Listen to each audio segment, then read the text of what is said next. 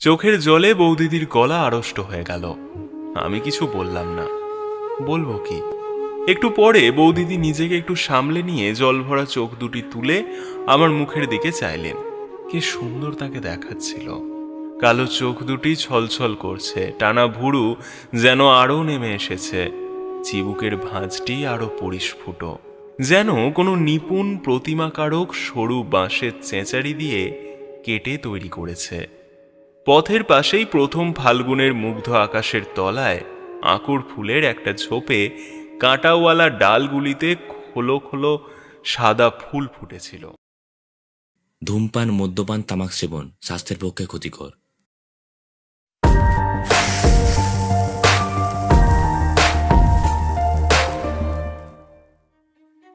কিছু আড্ডা, কিছু প্রেম, কিছু বিরহ এবং কিছু অসম্পূর্ণ ভালোবাসার গল্প দিয়ে সাজানো আমাদের এই বিশেষ নিবেদন আমার প্রেমের ডায়েরি।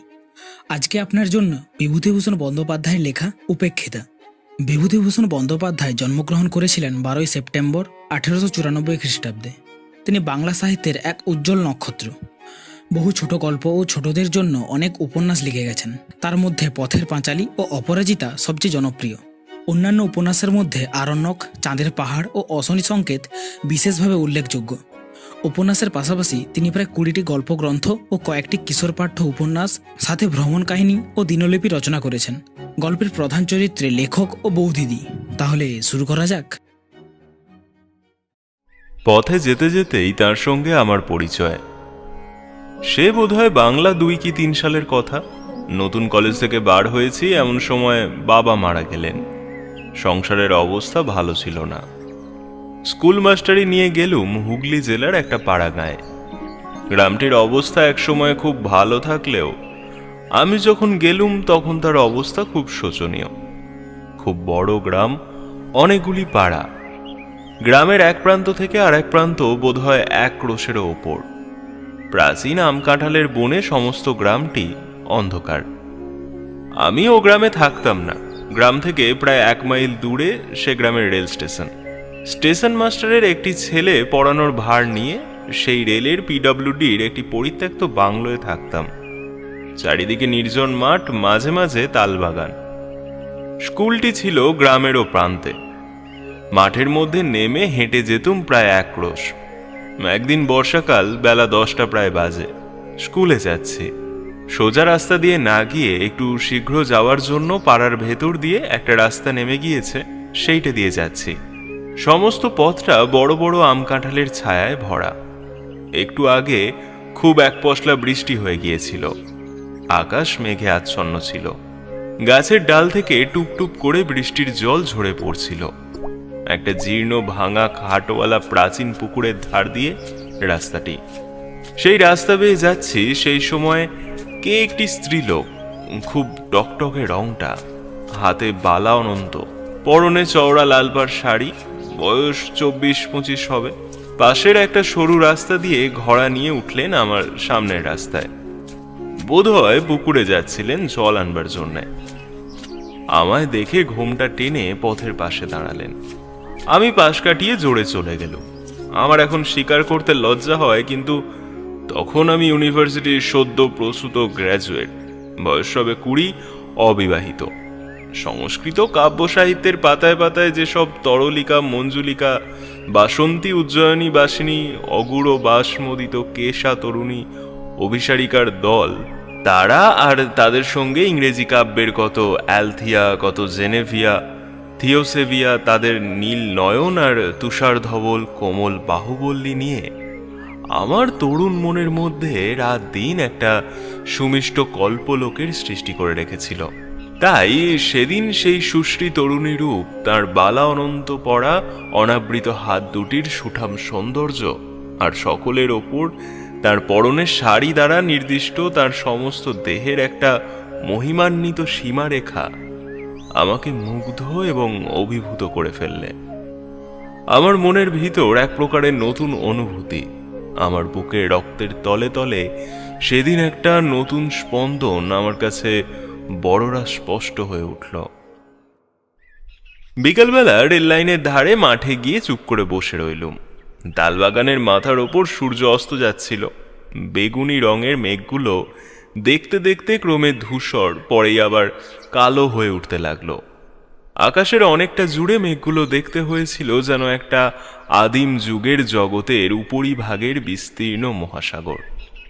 বেশ কল্পনা করে নেওয়া যাচ্ছিল সেই সমুদ্রের চারিপাশে একটা গাঢ় রহস্য ভরা অজ্ঞাত মহাদেশ, যার অন্ধকারময় বিশাল অরণ্যানীর মধ্যে প্রাচীন যুগের লুপ্ত অতিকায় প্রাণীরা সব ঘুরে বেড়াচ্ছে। দিন কেটে গিয়ে রাত হলো। বাসায় এসে কিটস পড়তে শুরু করলাম। পড়তে পড়তে কখন ঘুমিয়ে পড়েছি, মাটির প্রদীপের বুক পুড়ে উঠে প্রদীপ কখন নিভে গিয়েছে। অনেক রাত্রে উঠে দেখলুম বাইরে টিপটিপ বৃষ্টি পড়ছে, আকাশ মেঘে অন্ধকার।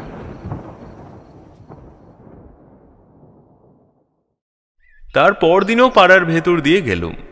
সেদিন কিন্তু তাকে দেখলুম না। আসবার সময়ও সেখান দিয়েই এলুম, কাউকে দেখলুম না। পরদিন ছিল রবিবার। সোমবার দিন আবার সেই পথ দিয়েই গেলুম। পুকুরটার কাছাকাছি গিয়েই দেখি যে তিনি জল নিয়ে ঘাটের সিঁড়ি বেয়ে উঠছেন।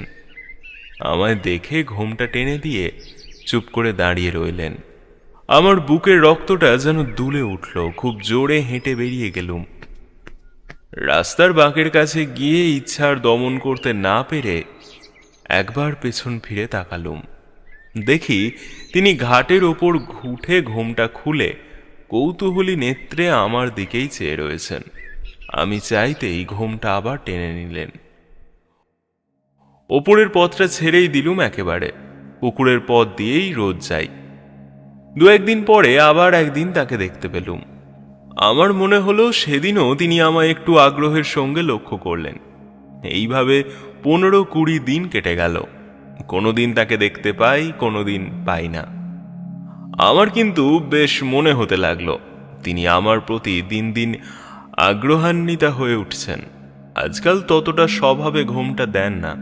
আমারও কি হলো, তার গতিভঙ্গির একটা মধুর শ্রী, তার দেহের একটা শান্ত কমনীয়তা আমায় দিন দিন যেন অক্টোপাসের মতো জড়িয়ে ফেলতে লাগলো। একদিন তখন আশ্বিন মাসের প্রথম, শরৎ পড়ে গিয়েছে। নীল আকাশের সাদা সাদা লঘু মেঘ উড়ে যাচ্ছে। চারিদিক খুব রৌদ্র ফুটে রয়েছে। রাস্তার পাশের বনকচু ভটিশ্যাওড়া কুচলতার ঝোপ থেকে একটা কটুতিক্ত গন্ধ উঠছে। শনিবার সকাল সকাল স্কুল থেকে ফিরছি। রাস্তা নির্জন, কেউ কোনো দিকে নেই। পুকুরটার পথ ধরেছি। একদল ছাতারে পাখি পুকুরের ওপারে ঝোপের মাথায় কিচকিচ করছিল। পুকুরের জলে নীল ফুলের দলগুলো রৌদ্র তাপে মুড়েছিল। আমি আশা করিনি এমন সময় তিনি পুকুরের ঘাটে আসবেন, কিন্তু দেখলুম তিনি জল ভরে উঠে আসছেন। এর আগে 4-5 দিন তাকে দেখিনি। হঠাৎ মনে কি হলো, একটা বড় দুঃসাহসের কাজ করে বসলুম। তার কাছে গিয়ে বললুম, দেখুন, কিছু মনে করবেন না আপনি। আমি এখানকার স্কুলে কাজ করি। রোজ এই পথে যেতে যেতে আপনাকে দেখতে পাই। আমার বড় ইচ্ছে করে আপনি আমার বোন হন। আমি আপনাকে বৌদিদি বলবো। আমি আপনার ছোট ভাই, কেমন তো?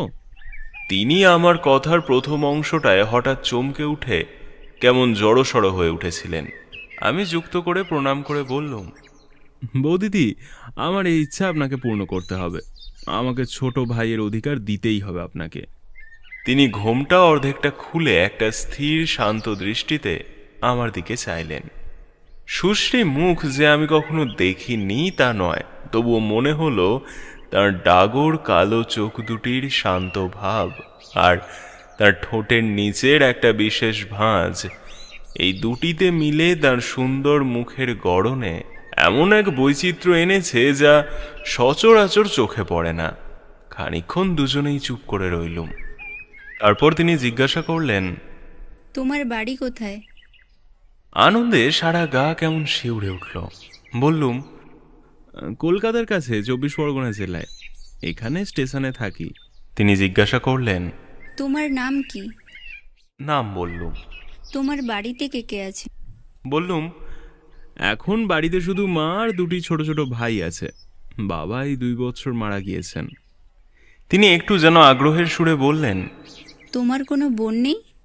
আমি বললুম, না, আমার দুজন বড় বোন ছিলেন, তারা অনেকদিন মারা গিয়েছেন।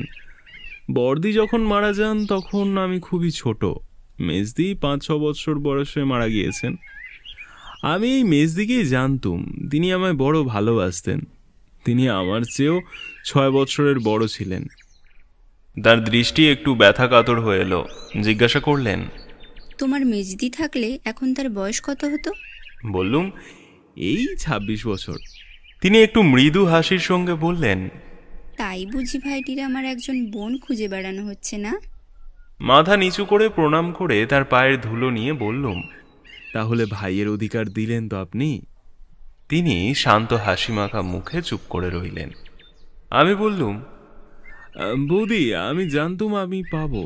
আগ্রহের সঙ্গে খুঁজলে ভগবানও নাকি ধরা দেন। আমি একজন বোন অনায়াসেই পাবো। আচ্ছা, এখন আসি, আপনি কিন্তু ভুলে যাবেন না বৌদি, আপনার যেন দেখা পাই। রবিবার বাদে আমি দুবেলাই এই রাস্তা দিয়ে যাব। আমার মাঠের ধারে তালবাগানটার পাখিগুলো রোজই সকাল বিকাল ডাকে। একটা কি পাখি তার সুর খাদ থেকে ধাপে ধাপে তুলে একেবারে পঞ্চমে চড়িয়ে আনে। মন যেদিন ভারী থাকে সেদিন সে সুরের উদাস মাধুর্য প্রাণের মধ্যে কোনো সাড়া দেয় না। আজ দেখলুম পাখিটার গানের সুরে স্তরে স্তরে হৃদয়টা কেমন লঘু থেকে লঘুতর হয়ে উঠছে। মনে হতে লাগলো জীবনটা কেবল কতগুলো স্নিগ্ধ ছায়া শীতল পাখির গানে ভরা অপরাহের সমষ্টি, আর পৃথিবীটা শুধু নীল আকাশের তলায় ইতস্তত বর্ধিত অযত্ন সম্ভূত তাল নারিকেল গাছের বন দিয়ে তৈরি, যাদের ঈষৎ কম্পমান দীর্ঘ শ্যামল পত্রশীর্ষ অপরাহ্নে অবসন্ন রৌদ্রে চিকচিক করছে।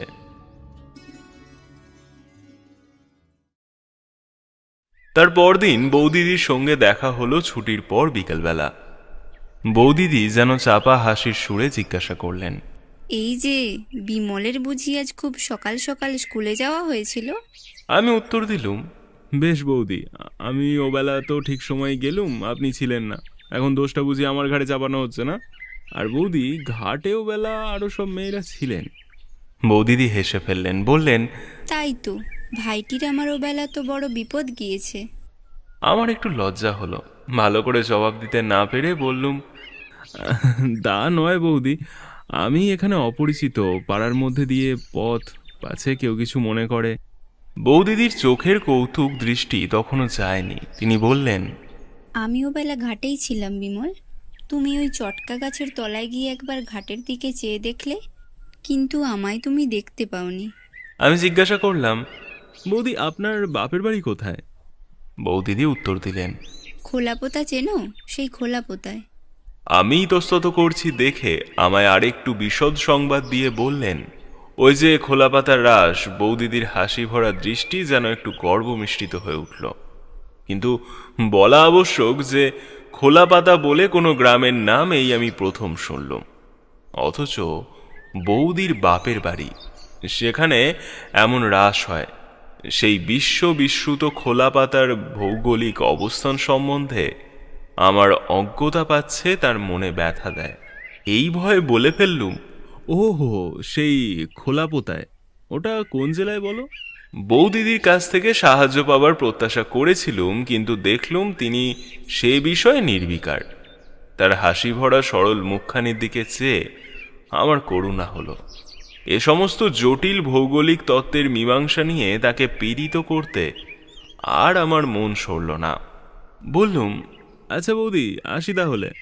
বৌদিদি তাড়াতাড়ি ঘোড়ার মুখ থেকে কলার পাতে মোড়া কি বার করলেন, সেটা আমার হাতে দিয়ে বললেন, কাল চাপড়া ষষ্ঠীর জন্যে ক্ষীরের পুতুল তৈরি করেছিলাম, আর গোটা কত কলার বড়া আছে, বাসায় গিয়ে খেও। 4-5 দিন জ্বর ভোগের পর একদিন পথ্য পেয়ে স্কুলে যাচ্ছি। বৌদিদির সঙ্গে দেখা। আমায় আসতে দেখে বৌদিদি উৎসুক দৃষ্টিতে অনেক দূর থেকে আমার দিকে চেয়েছিলেন। নিকটে যেতে জিজ্ঞাসা করলেন, এ কি বিমল, এমন মুখ শুকনো কেন? বললুম, জ্বর হয়েছিল বৌদিদি। বৌদিদি উদ্বেগের সুরে বললেন, ও, তাই তুমি 4-5 দিন আসোনি। আমি ভাবলাম বোধহয় কিসের ছুটিতে আছো। আহা, তাই তো, বড্ড রোগা হয়ে গিয়েছো বিমল। তার চোখের দৃষ্টিতে একটা সত্যিকারের ব্যথা মিশ্রিত স্নেহের আত্মপ্রকাশ বেশ বুঝতে পেরে মনের মধ্যে একটা নিবিড় আনন্দ পেলুম। হেসে বললুম, যে দেশ আপনাদের বৌদি একবার অতিথি হলে আপ্যায়নের চোটে একেবারে অস্থির করে তুলবে। বৌদিদি জিজ্ঞাসা করলেন, আচ্ছা বিমল, ওখানে তোমায় রেঁধে দেয় কে? আমি বললুম, কে আবার রাঁধবে, আমি নিজেই। বৌদিদি একটু চুপ করে রইলেন, তারপর বললেন, আচ্ছা বিমল, এক কাজ করো না কেন? আমি জিজ্ঞাসা করলাম, কি বৌদি? মাকে এই পুজোর ছুটির পর নিয়ে এসো। এরকমভাবে কি করে বিদেশে কাটাবে বিমল? লক্ষ্মীটি, ছুটির পর মাকে অবশ্যই নিয়ে এসো। এই গ্রামের ভেতর অনেক বাড়ি পাওয়া যাবে, আমাদের পাড়াতেই আছে। না হলে অসুখ হলে কি একটু জল দেয়? আচ্ছা হ্যাঁ বিমল, আজ যে পথ্য করলে, কে রেঁধে দিল? কে আবার রাঁধবে, আমি নিজেই। তিনি আমার দিকে যেন কেমনভাবে খানিকক্ষণ চেয়ে রইলেন। তার সেদিনকার সেই সহানুভূতি বিগলিত স্নেহ মাখানো মাতৃ মুখের জল ভরা কালো চোখ দুটি পরবর্তী জীবনে আমার অনেক দিন পর্যন্ত মনে ছিল। সেদিন স্কুল থেকে আসবার সময় দেখি বৌদিদি যেন আমার জন্যই অপেক্ষা করছেন। আমায় দেখে কলার পাতায় মোড়া কি একটা আমার হাতে দিয়ে বলল, শরীরটা একটু না সারলে রাত্রে গিয়ে রান্না, সে তুমি পেরে উঠবে না বিমল। এই খাবার দিলাম, রাত্রে খেও। বোধহয় একটু আগেই তৈরি করে এনেছিলেন। আমি হাতে বেশ গরম পেলুম। বাসায় এসে কলার পাতা খুলে দেখি খানকতক রুটি, মোহনভোগ আর মাছের একটা ডালনা মতো। তারপর দিন ছুটির পর আসবার সময়ও দেখি বৌদিদি খাবার হাতে দাঁড়িয়ে রয়েছেন।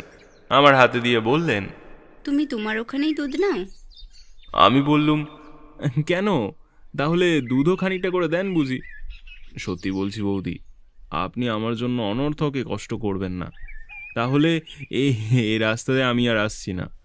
বৌদিদির গলা ভারী হয়ে এলো। আমার ডান হাতটা আস্তে আস্তে এসে ধরে ফেললেন, বললেন, লক্ষ্মী ভাই, ছি, ও কথা বলো না। আচ্ছা, আমি যদি তোমার মেজদিই হতাম, তাহলে এ কথা কি আজ আমায় বলতে পারতে? আমার মাথার দিব্যি রইল, এ পথে রোজ যেতেই হবে। সেই দিন থেকেই বৌদিদি রোজ রাত্রের খাবার দেওয়া শুরু করলেন। 7-8 দিন পরে রুটির বদলে কোনোদিন লুচি, কোনোদিন পরোটা দেখা দিতে লাগলো। তার সে আগ্রহ ভরা মুখের দিকে চেয়ে আমি তার সেসব স্নেহের দান ঠিক অস্বীকারও করতে পারতুম না, অথচ এই ভেবে অস্বস্তি বোধ করতুম যে আমার এই নিত্য খাবার জোগাতে না জানি বৌদিদিকে কত অসুবিধাই পোয়াতে হচ্ছে। তারপরই আশ্বিন মাসের শেষে পুজোর ছুটি এসে পড়াতে আমি নিষ্কৃতি পেলুম। সমস্ত পুজোর ছুটিটা কি নিবিড় আনন্দেই কাটল সেবার। আমার আকাশ বাতাস যেন রাত দিন আফিমের রঙিন ধুমে আচ্ছন্ন থাকত। ভোরবেলা উঠোনের শিউলি গাছের সাদা ফুল বিছানো তলাটা দেখলে হেমন্ত রাত্রির শিশির ভেজা ঘাসগুলোর গা যেমন শিউরে আছে, ওই রকম আমার গা শিউরে উঠত। কার ওপর আমার জীবনের সমস্ত ভার অসীম নির্ভরতার সঙ্গে চাপিয়ে দিয়ে আমার মন যেন শরতের জল ভরা নামানো হালকা মেঘের মতো একটা সীমাহারা হাওয়ার রাজ্যে ভেসে বেড়াতে লাগলো। ছুটি ফুরিয়ে গেল। প্রথম স্কুল খোলবার দিন তাকে পথে দেখলুম না। বিকালে যখন ফিরি তখন শীতল হাওয়া একটু একটু দিচ্ছে। পথের ধারের এক জায়গায় খানিকটা মাটি কারা বর্ষাকালে তুলে নিয়েছিল। সেখানটায় এখন বনকচু, কালকাসুন্দা, ধুতুরা, কুচকাটা, ঝুমকোলতার দল পরস্পর জড়াজড়ি করে একটুখানি ছোট ছোট ঝোপ মতো তৈরি করেছে। শীতল হেমন্ত অপরাহের ছায়া সবুজ ঝোপটির ওপর নেমে এসেছে। এমন একটি মিষ্টি নির্মল গন্ধ গাছগুলো থেকে উঠছে, এমন সুন্দর শ্রী হয়েছে ঝোপটির। সমস্ত ঝোপটি যেন বনলক্ষ্মীর শ্যামল শাড়ির একটা অঞ্চল প্রান্তের মতো। তার পরদিন তাকে দেখলুম। তিনি আমায় লক্ষ্য করেননি, আপন মনে ঘাটের চাতালে উঠতে যাচ্ছিলেন। আমি ডাকলুম, বৌদি। বৌদিদি কেমন হঠাৎ চমকে উঠে আমার দিকে ফিরলেন। এই কি বিমল, কবে এলে? আজকে স্কুল খুললো? কিরকম আছো? ছুটির আগে যে স্থান অধিকার করেছিলেন, ছুটির পরের স্থানটা তার চেয়ে আরও ওপরে। আমি সমস্ত ছুটিটা তাকে ভেবেছি নানা মূর্তিতে, নানা অবস্থায় তাকে কল্পনা করেছি, নানা গুণ তাতে আরোপ করেছি। তাকে নিয়ে আমার মুগ্ধ মনের মধ্যে অনেক ভাঙা গড়া করেছি। আমার মন্দিরে আমারই শ্রদ্ধা ভালোবাসায় গড়া তার কল্পনা মূর্তিকে অনেক অর্ঘ্যচন্দনে চর্চিত করেছি। তাই সেদিন যে বৌদিদিকে দেখলুম, তিনি পূজার ছুটির আগেকার সে বৌদিদি নন। তিনি আমার সেই নির্মলা হৃদয়া পুণ্যময়ী মানসী প্রতিমা।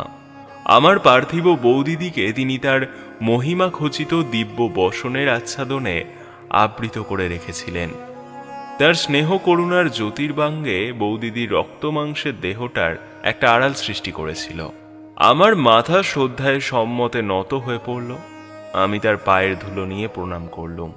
এসো এসো ভাই, আর প্রণাম করতে হবে না, আশীর্বাদ করছি, এমনিই রাজা হও। আচ্ছা বিমল, বাড়ি গিয়ে আমার কথা মনে হয়েছিল? মনে এলেও বাইরে আর বলতে পারলুম না। কে তবে আমার মগ্ন চৈতন্যকে আশ্রয় করে আমার নিত্য সুষুপ্তির মধ্যেও আমার সঙ্গিনী ছিল বৌদি। শুধু একটু হেসে চুপ করে রইলুম। মা ভালো আছেন? আমি উত্তর দিলুম, হ্যাঁ বৌদি, তিনি ভালো আছেন। তাকে আপনার কথা বললুম।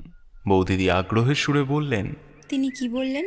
আমি বললুম, শুনে মার দুই চোখে জল ভরে এলো।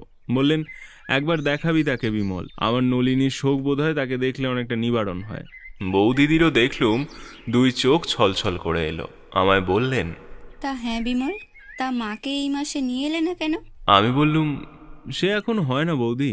বৌদিদি একটু ক্ষুব্ধ হলেন, বললেন, জানো তো সেবার কিরকম কষ্টটা পেয়েছো। এই বিদেশ বিভুই মাকে আনলে এই মিথ্যে কষ্টটা তো আর ভোগ করতে হয় না। আমি উত্তর দিলুম, বৌদি, আমি তো আর ভাবিনি যে আমি বিদেশে আছি। যেখানে আমার বৌদি রয়েছেন সে দেশ আমার বিদেশ নয়। মা না থাকলেও আমার এখানে ভাবনা কিসের বৌদি? বৌদিদির চোখে লজ্জা ঘনিয়ে এলো। আমার দিকে ভালো করে চাইতে পারলেন, বললেন, আমি তো সবই করছি, আমার কি কিছু করবার জো আছে? কত পরাধীন আমরা তা জানো তো ভাই। ওসব নয়, তুমি এই মাসেই মাকে আনো। আমি কথাটাকে কোনো রকমে চাপা দিয়ে সেদিন চলে এলুম। তারপর দিন ছুটির পর বৌদিদির সঙ্গে দেখা। অন্যান্য কথাবার্তার পর আসবার সময় তিনি কলার পাতে মোড়া আবার কি একটা বার করলেন। তার হাতে কলার পাত দেখলেই আমার ভয় হয়। আমি শঙ্কিত চিত্তে বলে উঠলুম, ও আবার কি বৌদি? বৌদিদি বললেন, আমার কি কোনো স্বাদ নেই বিমল? ভাইফোঁটাটা অমনি অমনি গেল, কিছু কি করতে পারলুম? নাও একটু মিষ্টি মুখ করো, আর এইটে নাও একখানা কাপড় কিনে নিও। কথাটা ভালো করে শেষ না করেই বৌদি আমার হাতে একখানা 10 টাকার নোট দিতে এলেন। আমি চমকে উঠলুম, বললুম, কি বৌদি, না না, কিছুতেই হবে না, খাবার আমি নিচ্ছি, কিন্তু টাকা নিতে পারবো না। আমার কথাটা স্বর বোধ হয় একটু তীব্র হয়ে পড়েছিল। বৌদিদি হঠাৎ থতমত খেয়ে গেলেন। তার প্রসারিত হাতখানা ভালো করে যেন গুটিয়ে নিতেও সময় পেলেন না, যেন কেমন হয়ে গেলেন। তারপর একটুখানি অবাক হয়ে আমার দিকে চেয়ে থাকবার পরই তার টানা কালো চোখ দুটি ছাপিয়ে বাঁধ ভাঙা বন্যার স্রোতের মতো জল গড়িয়ে পড়ল। আমার বুকে যেন কিসের খোঁচা বিঁধল। এই নিতান্ত সরলা মেয়েটির আগ্রহ ভরা স্নেহ উপহার রূঢ়ভাবে প্রত্যাখ্যান করে তার বুকে যে লজ্জা আর ব্যথার শুলবিদ্ধ করলুম, সে ব্যথার প্রতিঘাত অদৃশ্যভাবে আমার নিজের বুকে গিয়েও বাজল। আমি তাড়াতাড়ি দুই হাতে তার পায়ের ধুলো নিয়ে তার হাত থেকে নোটখানা ও খাবার দুই নিয়ে বললুম, বৌদি, ভাই বলে অপরাধ এবারটা মাফ করুন আমার। আর কখনো আপনার কথার অবাধ্য হব না। বৌদিদির চোখের জল তখনও থামেনি। দুই চোখ জলে ভরা সে তরুণী দেবী মূর্তির দিকে ভালো করে চাইতে না পেরে আমি মাথা নিচু করে অপরাধীর মতো দাঁড়িয়ে রইলুম। বাড়ি এসে দেখলুম কলার পাতের মধ্যে কতগুলো দুগ্ধ শুভ্র চন্দ্রপুলি সুন্দর করে তৈরি। সমস্ত রাত ঘুমের ঘোরে বৌদিদির বিষণ্ণ কাতর দৃষ্টি বারবার চোখের সামনে ভাসতে লাগলো। মাসখানেক কেটে গেল, প্রায়ই বৌদিদির সঙ্গে দেখা হতো। এখন আমরা ভাই বোনের মতো হয়ে উঠেছিলাম। সেই রকমই পরস্পরকে ভাবতুম। একদিন আসছি, ক্লানেল শার্টের একটা বোতাম আমার ছিল না। বৌদিদি বললেন, এ কি, বোতাম কোথায় গেল? আমি বললুম, বোতাম পরাতে জানি নে, কাজেই ওই অবস্থা। তার পরদিন দেখলুম তিনি ছুঁচ সুতো বোতাম সমেতই এসেছেন। আমি বললুম, বৌদি, এটা ঘাটের পথ, আপনি বোতাম পরাতে পরাতে কেউ যদি দেখে তো কি মনে করবে? আপনি বরং ছুঁচটা আমায় দিন, আমি বাড়ি গিয়ে চেষ্টা করব এখন। বৌদিদি হেসে বললেন, তুমি চেষ্টা করে যে তা করবে তা আমি জানি। নাও, সরে এসো এদিকে। বাধ্য হয়ে সরেই গেলুম। তিনি বেশ নিশ্চিন্তভাবেই বোতাম পরাতে লাগলেন। ভয়টা দেখলুম তার চেয়ে আমারই হলো বেশি। ভাবলুম, বৌদির তো সে কাণ্ডজ্ঞান নেই, কিন্তু যদি কেউ দেখে তো এর সমস্ত কষ্টটা ওকেই ভুগতে হবে। একদিন বৌদিদি জিজ্ঞাসা করলেন, বিমল, গোকুল পিঠে খেয়েছো? আমার মা খুব ভালো গোকুল পিঠে তৈরি করতেন, কাজেই ও জিনিসটা আমি খুব খেয়েছি। কিন্তু বৌদিদিকে একটু আনন্দ দেওয়ার জন্য বললুম, সে কিরকম বৌদি? আর রক্ষা নেই। তার পরদিনই বিকালবেলা বৌদিদি কলার পাতে মোড়া পিঠে নিয়ে হাজির। হাসি মুখে বললেন, তুমি এখানে আমার সামনেই খাও, ঘোড়ার জলে হাত ধুয়ে ফেলো এখন। আমি বললুম, সর্বনাশ বৌদি, এতগুলো পিঠে খেতে খেতে এ পথে লোক এসে পড়বে, সে হয় না, আমি বাড়ি গিয়েই খাবো। বৌদি ছাড়বার পাত্রই নন, বললেন, না, কেউ আসবে না বিমল, তুমি এখানেই খাও। খেলুম। পিঠে খুব ভালো হয়নি, আমার মায়ের নিপুণ হাতের তৈরি পিঠের মতো নয়। বোধহয় নতুন করতে শিখেছেন, ধারগুলো পুড়ে গিয়েছে, আস্বাদও ভালো নয়। বললুম, বাহ বৌদি, বড় সুন্দর তো, এ কোথায় তৈরি করতে শিখলেন? আপনার বাপের বাড়ির দেশে বুঝি? বৌদির মুখে আর হাসি ধরে না, হাসি মুখে বললেন, আমার গুরুমা এসেছিলেন, তিনি শহরের মেয়ে, অনেক ভালো খাবার করতে জানেন, তার কাছেই শিখে নিয়েছিলাম। তারপর সারা শীতকাল অন্যান্য পিঠের সঙ্গে গোকুল পিঠের পুনরাবৃত্তি চলল। ওই যে বলেছি, আমার ভালো লেগেছে, আর রক্ষা নেই। আপনি শুনছেন উপেক্ষিতা। এখনো যদি না সাবস্ক্রাইব করে থাকেন তাহলে করছেনটা কি? এখনই সাবস্ক্রাইব করে নোটিফিকেশন বেলটা অল করে দিন, তাহলে বাকিটা শোনা যাক। একটা কথা আছে, কিছুদিন ধরে আমার মনের মধ্যে একটা আগ্রহ একটু একটু করে জমছিল, জীবনটাকে খুব বড় করে অনুভব করবার জন্যে। আমার এই 20-21 বছর বয়সে এই ক্ষুদ্র পাড়াগায়ে খাঁচার পাখির মতো আবদ্ধ থাকা ক্রমেই অসহ্য হয়ে উঠছিল। চলেও যেতাম এতদিন, এখানকার একমাত্র বন্ধন হয়েছিলেন বৌদিদি। তারই আগ্রহে, স্নেহ, যত্নে সে অশান্ত ইচ্ছাটা কিছুদিন চাপা ছিল। এমন সময় মাঘ মাসের শেষের দিকে আমার এক আত্মীয় আমায় লিখলেন যে তাদের কারখানা থেকে কাচের কাজ শেখাবার জন্য ইউরোপ আমেরিকায় ছেলে পাঠানো হবে। অতএব আমি যদি জীবনে কিছু করতে চাই তবে শীঘ্র যেন মোরাদাবাদ গিয়ে তার সঙ্গে দেখা করি। তিনি সেখানকার কাচের কারখানার ম্যানেজার। পত্র পেয়ে সমস্ত রাত আমার ঘুম হলো না। ইউরোপ, আমেরিকা, সে কত উর্মি সঙ্গীত মুখরিত শ্যামল সমুদ্র তট, কত অকুল সাগরের নীল জলরাশি, দূরে সবুজ বিন্দুর মতো ছোট ছোট দ্বীপ, ওই সিসিল, নতুন আকাশ, নতুন অনুভূতি, ডোভারের সাদা খড়ির পাহাড়, প্রশস্ত রাজপথে জনতার দ্রুত পদচারণ, Ludgate Circus, Tottenham Court, road birch willow, poplar maple গাছ, সে কত শ্যামল পত্র সম্ভার আমার কল্পলোকের সঙ্গিনী, কনকেশিনী, কত ক্লারা, কত মেরি, কত ইউজেনি। পরদিন সকালে পত্র লিখলুম, আমি খুব শীঘ্র রওনা হব। স্কুলে সেদিনই নোটিশ দিলুম, 15 দিন পরে কাজ ছেড়ে দেব। মন বড় ভালো ছিল না। উপরের পথটা দিয়ে কয়েকদিন গেলুম, 10-12 দিন পরে নিচের পথটা দিয়ে যেতে যেতে একদিন বৌদিদির সঙ্গে দেখা। বৌদিদি একটু অভিমান প্রকাশ করলেন, বিমল বড় বোনের ভাই তো, আজ 4-5 দিনের মধ্যে বোনটা বাঁচলো কি মরলো তা খোঁজ করলে না? আমি বললাম, বৌদিদি, করলে সেটাই অস্বাভাবিক হতো। বোনেরাই ভাইদের জন্য কেঁদে মরে, ভাইদের দায় পড়েছে বোনেদের ভাবনা ভাবতে। দুনিয়া শুদ্ধ ভাই বোনেরই এই অবস্থা। বৌদিদি খিলখিল করে হেসে উঠলেন। এই তরুণীর হাসিটি বালিকার মতো এমন মিষ্ট নির্মল যে এ শুধু লক্ষ্মী পূর্ণিমার রাতে জ্যোৎস্নার মতো উপভোগ করবার জিনিস, বর্ণনা করবার নয়। আর গুমর করতে হবে না, সে গুণ যে তোমাদের আছে তা কি আমরা ভেতরে ভেতরে বুঝি না? কিন্তু বুঝে কি করব, উপায় নেই। হ্যাঁ, তা সত্যি সত্যি মাকে কবে আনছো? আমার কাজ ছেড়ে দেওয়ার কথা আমি বৌদিদিকে কিছু বলিনি। সে কথা বললে যে তিনি মনে অত্যন্ত আঘাত পাবেন এ আমি বুঝতে পেরেছিলাম। একবার ভাবলুম সেই তো জানাতেই হবে, একদিন বলে ফেলি।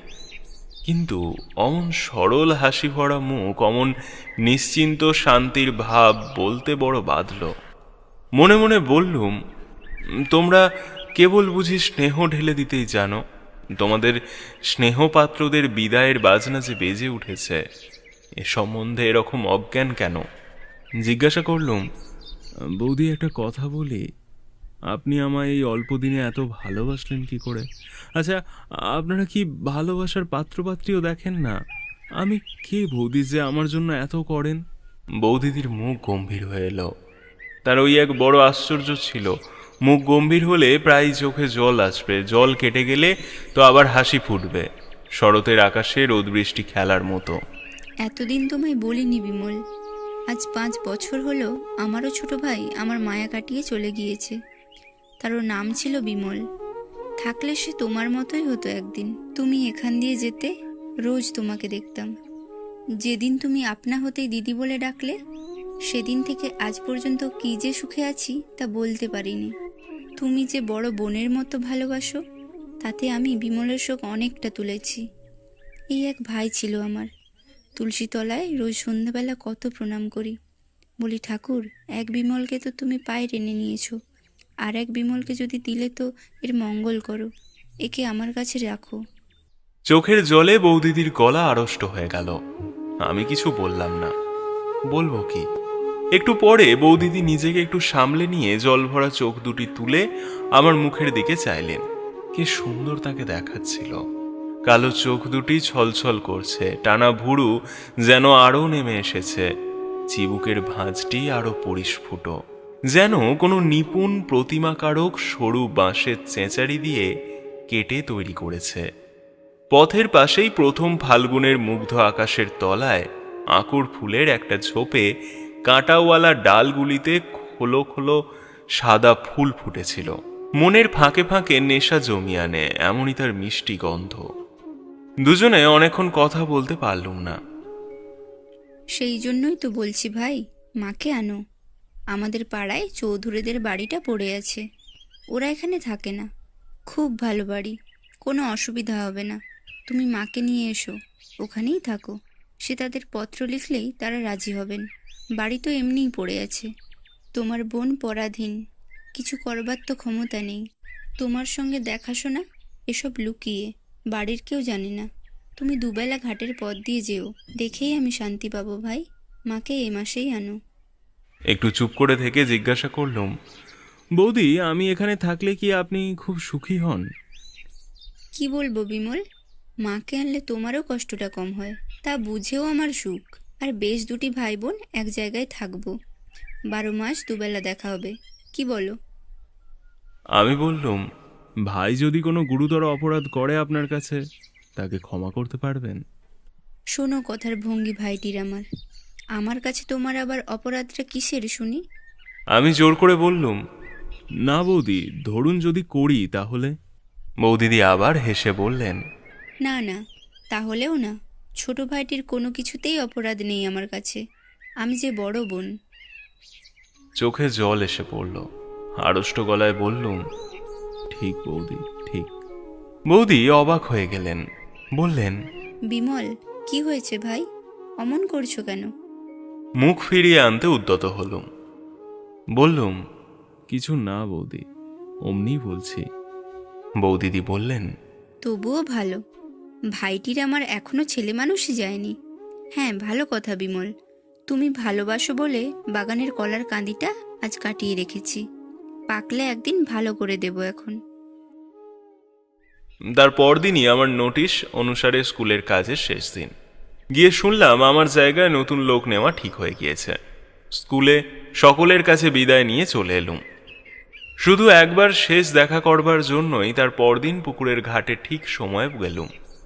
তার দেখা পেলে যে কি বলবো তা ঠিক করে সেখানে যায়নি। সত্য কথা সব খুলে বলতে বোধহয় পারতুম সেদিন, কিন্তু দেখা হলো না। সব দিন তো দেখা হতো না, প্রায় 2-3 দিন অন্তর দেখা হতো, আবার কিছুদিন ধরে হয়তো রোজই দেখা হতো। সেদিন বিকালে গেলুম, তার পরদিন সকালেও গেলুম, কিন্তু দেখা পেলুম না। সেদিন চলে আসবার সময় সেখানকার মাটি একটু কাগজে মুড়ে পকেটে নিলুম, যেখানে তার সঙ্গে প্রথম পরিচয় হবার দিন তিনি দাঁড়িয়েছিলেন। সেই দিনই বিকালে জিনিসপত্র গুছিয়ে নিয়ে চিরদিনের মতো সে গ্রাম পরিত্যাগ করলুম। মাঠের কোলে ছাতিম গাছের বনের মধ্যে কোথাও ঘুঘু ডাকছিল। সেসব আজ 25-26 বছর আগেকার কথা। তারপর জীবনে কত ঘটনা ঘটে গেল। ভগবানের কি অসীম করুণার দানই আমাদের এই জীবনটুকু। উপভোগ করে দেখলুম এ কি মধু, কত নতুন দেশ, নতুন মুখ, কত জ্যোৎস্না রাত্রি, নতুন নব ঝোপের নতুন ফুল, কত সুই ফুলের মতো শুভ্র নির্মল হৃদয়, কান্না জড়ানো কত সে মধুর স্মৃতি। কাকার কাছে মোরাদাবাদে কাচের কারখানায় গেলুম। বছরখানেক পরে তারা আমায় পাঠিয়ে দিলে জার্মানিতে কাচের কাজ শিখতে। তারপর কোলেও গেলুম কাটা বেলোয়ারি কাচের কারখানায় কাজ শেখবার জন্যে। কোলেও অনেক দিন রইলুম। সেখানে থাকতে একজন আমেরিকান যুবকের সঙ্গে খুব বন্ধুত্ব হলো। তিনি ইলিনয় বিশ্ববিদ্যালয়ে গ্র্যাজুয়েট। শিকাগো ইটার ওশান কাগজের তিনি ফ্রান্স দেশস্থ সংবাদদাতা। কোলয়ে সবসময় না থাকলেও তিনি প্রায় ওখানেই আসতেন। তাঁরই পরামর্শে তার সঙ্গে আমেরিকায় গেলুম। তার সাহায্যে 2-3টে বড় বড় কাচের কারখানার কাজ দেখবার সুযোগ পেলাম। পিটসবার্গে কার্নেগির ওখানে প্রায় 6 মাস রইলুম, নতুন ধরনের ব্লাস্ট ফার্নের কাজ ভালো করে বোঝবার জন্য। মিডিল ওয়েস্টের একটা কাচের কারখানায় প্রভাত দে কি বসু বলে একজন বাঙালি যুবকের সঙ্গে দেখা হলো। তারও বাড়ি 24 পরগনা জেলায়। সে ভদ্রলোক নিঃসম্বলে জাপান থেকে আমেরিকায় গিয়ে মহা হাবুডুবু খাচ্ছিলেন। তারই মুখে শুনলুম সিয়াটেলে একটা নতুন কাচের কারখানা খোলা হচ্ছে। আমি জাপান দিয়ে আসবো স্থির করেছিলুম, কাজেই আসবার সময় সিয়াটেল গেলুম। তারপর জাপান ঘুরে দেশে এলুম। মা ইতিমধ্যে মারা গিয়েছিলেন। ভাই দুটিকে নিয়ে গেলুম মোরাদাবাদে। বেশি দিন ওখানে থাকতে হলো না। বম্বেতে বিয়ে করেছি। আমার শ্বশুর এখানে ডাক্তারি করতেন। সেই থেকে বম্বে অঞ্চলেরই অধিবাসী হয়ে পড়েছি। বহুদিন বাংলাদেশে যায়নি, প্রায় 16-17 বছর হলো। বাংলাদেশের জলমাটি গাছপালার জন্যে মনটা ভূষিত আছে। তাই আজ সন্ধ্যার সময় সমুদ্রের ধারে বসে আমার সবুজ শাড়ি পরা বাংলা মায়ের কথাই ভাবছিলুম। রাজাবাই টাওয়ারের মাথার ওপর এখনো একটু রোদ আছে। বন্দরের নীল জলে মেসাজেরি মারিতিমদের একখানা জাহাজ দাঁড়িয়ে দাঁড়িয়ে ধোঁয়া ছাড়ছে। এখানা এক্ষুনি ছেড়ে যাবে। বাঁ ধারে খুব দূরে এলিফ্যান্টের নীল সীমারেখা। ভাবতে ভাবতে প্রথম যৌবনের একটা বিস্তৃত প্রায় ঝাপসা ছবি বড় স্পষ্ট হয়ে মনে এলো। 25 বছর পূর্বের এমনই এক সন্ধ্যায় দূর বাংলাদেশের এক নিভৃত পল্লী গ্রামের জীর্ণ শান বাঁধানো পুকুরের ঘাট বেয়ে উঠেছে আর্দ্র বসনা তরুণী, এক পল্লীবধূ। মাটির পথের বুকে বুকে লক্ষ্মীর চরণ চিহ্নের মতো তার জলসিক্ত পা দুখানির রেখা আঁকা। আধার সন্ধ্যায় তার পথের ধারের বেনুকুমে লক্ষ্মী পেঁচা ডাকছে। তার স্নেহ ভরা পবিত্র বুকখানি বাইরের জগৎ সম্বন্ধে নিশ্চিন্ত অনিশ্চয়তায় ভরা। আমকাঁঠালের বনের মাথার ওপরকার নীলাকাশে 2-1টা নক্ষত্র উঠে সরলা স্নেহ দুর্বলা বধূটির ওপর সস্নেহে কৃপা দৃষ্টিতে চেয়ে আছে। তারপর এক শান্ত আঙিনায় তুলসী মঞ্চ মূলে স্নেহাস্পদের মঙ্গল প্রার্থিনী সে কোনো প্রণাম নীরতা মাতৃমূর্তি, করুণা মাখা অশ্রু ছল ছল। ওগো লক্ষ্মী, ওগো স্নেহময়ী পল্লী বধূ, তুমি আজও কি আছো? এই সুদীর্ঘ 25 বছর পরে আজও তুমি কি সেই পুকুরের ভাঙা ঘাটে সেই রকম জল আনতে যাও? আজ সে কতকালের কথা হলো। তারপর জীবনে আবার কত কি দেখলুম, আবার কত কি পেলুম। আজ কতদিন পরে আবার তোমার কথা মনে পড়ল। তোমায় আবার দেখতে বড় ইচ্ছে করছে দিদিমণি। তুমি আজও কি আছো? মনে আসছে অনেক দূরের যেন কোনো খড়ের ঘর, মিটমিটে মাটির প্রদীপের আলো, মৌন সন্ধ্যা, নীরব ব্যথার অশ্রু, শান্ত সৌন্দর্য, স্নেহমাখা রাঙা শাড়ির আঁচল। আরব সমুদ্রের জলে এমন করুণ সূর্যাস্ত কখনো হয়নি।